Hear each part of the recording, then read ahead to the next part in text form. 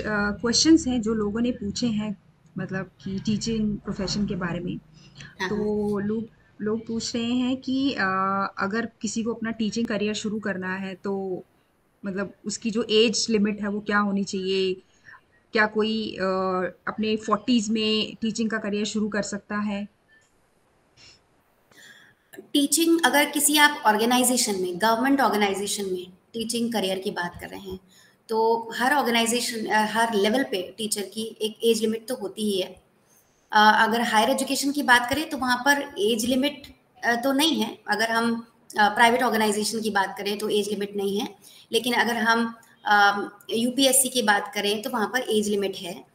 Teaching as a career अगर आप बनाना चाहते हैं तो जैसा कि मैंने बोला कि अगर आप as a career as a profession लेना चाहते हैं तो आपको डिसीजन पहले टाइम से लेना होगा, क्योंकि आप एक इंडस्ट्री का एक्सपीरियंस, वास्ट एक्सपीरियंस लेने के बाद भी अगर आप किसी पर्टिकुलर स्कूल या ऑर्गेनाइजेशन में आप अप्लाई करते हो तो ऑब्वियसली आपको अंडरमाइन किया जाएगा even if you have good teaching skills, because they will be counting your experience and age also.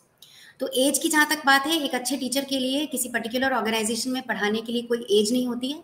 But आप उसको प्रोफेशन की तरह, अपने करियर की तरह स्टार्ट करना चाहते हो तो अर्ली एज में आप डिसाइड करिए, सो दैट आप हर लेवल की टीचिंग का एक एज बार है वो आप जान सको और उसके अकॉर्डिंगली अप्लाई कर सको। ऑब्वियसली गवर्नमेंट स्कूल्स में अप्लाई करने के लिए आप क्राइटेरिया, उसका एलिजिबिलिटी क्राइटेरिया देखो, एज लिमिट होता है। उस एज लिमिट के बाद उस पर्टिकुलर एजुकेशन होने के बावजूद आप अप्लाई नहीं कर पाते हो। अब apart from that, if as a freelancer और as your at your own level आप अपने आप ही अगर कोई टीचिंग करना चाहते हो तो उसके लिए कोई एज लिमिट होती नहीं है। आप कर सकते हो, एज अ पैशन उसको लेना चाहते हो तो आप उसको कर सकते हो। तो प्रोफेशन के लिए हर लेवल पे टीचिंग की एज लिमिट होती है। ओके। और दूसरा क्वेश्चन है कि एक है बीएड और एक है पीएचडी। तो बीएड किसको करना चाहिए और पीएचडी किसको करना चाहिए? तो टीजीटी के लिए, ट्रेन ग्रेजुएट टीचर के लिए बीएड होना ज़रूरी है। आप सोचेंगे कि मैंने बीएड क्यों किया, एमएड क्यों किया, मैंने पीएचडी किया हुआ है। तो ये आउट ऑफ फ्लो होता गया, क्योंकि मुझे लर्निंग की बहुत बुरी हैबिट है। तो मेरे फ्रेंड सर्कल में भी लोगों ने सोचा कि ये इनको पढ़ाई में बहुत इंटरेस्ट है, तो जैसे ही कुछ दिखता था तो वो मुझे बता देते थे। तो जैसे मैंने बताया कि मैंने एमएससी किया, एमएससी करते करते मुझे बीएड की अपॉर्चुनिटी ऐसे मिली कि कुछ फ्रेंड्स ने बोला कि बीएड कर लो। हालांकि मेरे फादर ने भी मोटिवेट किया था कि बीएड कर लो, क्योंकि गवर्नमेंट जॉब के लिए उनका इंटरेस्ट था। तो गवर्नमेंट जॉब में यानी टीजीटी या इवन पीजीटी के लिए अगर आपको जाना है, या इवन प्राइमरी स्कूल में टीचिंग के लिए जाना है, तो आपको बीएड करना होगा। तो स्पेसिफिकली टीजीटी के लिए आपका यूजी होना जरूरी है, प्लस साथ में बीएड होना जरूरी है। बीएड, एमएड और पीएचडी कुछ भी हो सकता है, बट मिनिमम जो क्वालिफिकेशन है वो undergraduate, under graduation, like आपका बीएससी, बीए जो भी आप करें अपने एरिया ऑफ स्पेशलाइजेशन का, apart from that you should have BEd degree. अगर हम पीजीटी की बात करें तो पीजीटी में आपका अगर बीएड है तो ठीक है, एडिशनल एडवांटेज मिलता है, बट मास्टर्स डिग्री आपकी होनी ज़रूरी है। इसी तरह कुछ जैसे डाइट वगैरह होते हैं जहाँ पर एजुकेशनल काउंसलर्स की ज़रूरत होती है ना, या सब्जेक्ट मैटर एक्सपर्ट की ज़रूरत होती है, या टीचर्स की ज़रूरत होती है, तो वहाँ पर आपका बीएड एमएड का रोल आ जाता है। तो मुझे लगता है कि इतना आइडिया सबको है भी और होना भी चाहिए कि बीएड जो है हमारा टीजीटी और पीजीटी के लिए इम्पॉर्टेंट हो जाता है। हायर एजुकेशन के लिए बीएड का कोई रोल नहीं होता है। ओके। और पीएचडी जो है वो किसको करनी चाहिए? जो कहाँ पढ़ाए उसको पीएचडी का जो है वो एक्सपीरियंस लेना As I चाहिए। said, as I said, if you want to apply in colleges and universities, right? So apart from masters degree में आपका 55% मिनिमम होना चाहिए, और उसके साथ नेट स्लेट क्वालिफाइड होना चाहिए। और कुछ क्राइटेरिया है जिसके बेसिस पे पीएचडी डिग्री आपकी, जैसे सपोज हमारी 2002 में सबमिशन था तो I am relax from net. तो आज भी जैसे ये डिबेटेबल है कि आगे मैंडेटरी किया जाएगा पीएचडी की नहीं किया जाएगा, बट अभी तो मैंडेटरी है। तो जितने भी कॉलेजेस और यूनिवर्सिटीज़ हैं वहाँ पर आपका PhD degree, even post doctoral research का भी एडिशनल एडवांटेज मिलता है। क्योंकि जब आप किसी रिक्रूटमेंट में अप्लाई करते हो और एडवर्टाइजमेंट आपका आता है डिग्री कॉलेजेस का, यूनिवर्सिटीज़ का, तो वहाँ पर आपके जो जो आपका एप्लीकेशन फॉर्म होता है तो वहाँ पर आपका मास्टर्स के साथ साथ पीएचडी और पीएचडी के साथ साथ रिसर्च पब्लिकेशंस को भी काउंट किया जाता है। आपका एपीआई स्कोर क्या है। तो एपीआई स्कोर ऐसे ही आता है कि आपने क्या क्या फैकल्टी डेवलपमेंट प्रोग्राम्स किए, कौन कौन से प्रोजेक्ट्स पे काम किया, कौन से रिसर्च पब्लिकेशन है आपके, रिसर्च आर्टिकल्स कौन से हैं, कौन कौन सी कॉन्फ्रेंसेज अटेंड की हैं।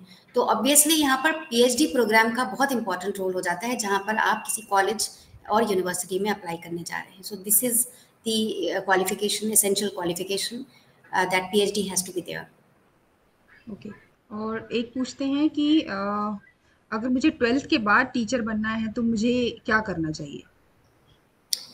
देखिए, 12th के बाद टीचर बनना बहुत मुश्किल हो जाता है, क्योंकि आप 12th के बाद टीचिंग करना चाहते हैं तो किस लेवल पर करना चाह रहे हैं, कहाँ पर करना चाह रहे हैं।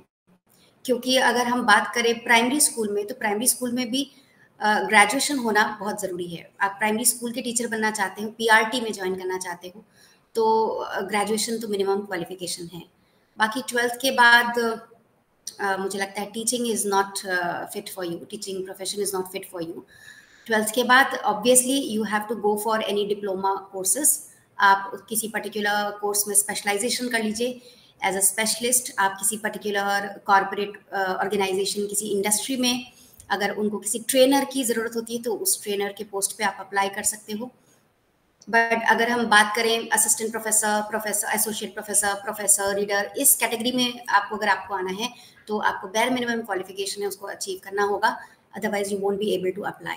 तो 12th के बाद मैं भी सजेस्ट करूंगी कि जो भी अगर कैंडिडेट है उसको मेरे से टच में कराइए कि 12th के बाद वो क्यों टीचिंग करना चाह रहा है, उसके क्या प्रॉब्लम्स हैं, क्या चैलेंजेस हैं। Let us work upon those areas, because 12th के बाद 12th किस सब्जेक्ट से उसने किया है, किस स्ट्रीम में किया है, वो समझना इंपॉर्टेंट हो जाता है।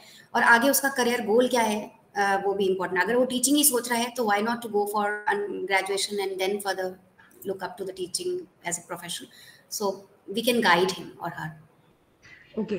और इसके बाद एक पूछते हैं कि बीएड करने के बाद जो है वो क्या-क्या करियर अपॉर्चुनिटीज जो है वो एक मतलब स्टूडेंट के पास आ जाती हैं, वो किस-किस जगह पे जा सकता है, क्या-क्या उसके पास ग्रोथ अपॉर्चुनिटीज है? बीएड बेसिकली अगर हम देखें तो क्वालिफिकेशन है टीचिंग जॉब के लिए ही, डिग्री है टीचिंग जॉब के लिए ही। तो अगर आपने बीएड कर लिया है तो आप जैसे मैंने बताया कि आप टीजीटी के लिए एलिजिबल हो, पीजीटी के लिए एलिजिबल हो, उसके अलावा प्राइमरी टीचर के लिए भी एलिजिबल हो। बहुत सारे एजुकेशनल एक्सपर्ट्स, जैसे अगर हम बात करें स्पेशल एजुकेशन की बात करें, तो स्पेशल एजुकेशन या इंस्ट्रक्शनल स्पेशलिस्ट हो गए या करिकुलम स्पेशलिस्ट हो गए, इन सब केसेस में बीएड बहुत इंपॉर्टेंट है। तो बीएड करने के बाद, बैचलर ऑफ एजुकेशन करने के बाद, आप education subject as a subject लेके आप अप्लाई कर सकते हो एजुकेशन टीचर के लिए। और उसके अलावा अगर आपने इसमें एमएड कर लिया तो आप पीजीटी यानी PGT in education as a subject, उसके लिए भी आप एलिजिबल हो जाते हो और आप इसके लिए अप्लाई कर सकते हो। तो बीएड करने का मतलब ही यही हो गया कि you are very much interested in teaching, you want to enter into the world of academics. Now what are the specific posts that you are seeking for, that can be worked upon, but majorly अगर हम देखें तो आप TGT, PGT, PRT इन सब के लिए eligible हो जाते हो। और उसके अलावा जो स्पेशल एजुकेशन है, करिकुलम एक्सपर्ट हैं, इन सारे एरिया में different LT organisation, BEd training organisation, उन सब में आप एलिजिबल हो जाते हो। बट हाँ, आप अगर ट्रेनिंग देना चाहते हो तो मास्टर्स डिग्री इंपॉर्टेंट हो जाती है। तो बीएड के बाद एमएड मैं सजेस्ट करूंगी कि वो एमएड कर ले, तो वो डिफरेंट ऑर्गेनाइजेशन में अप्लाई कर सकते हैं।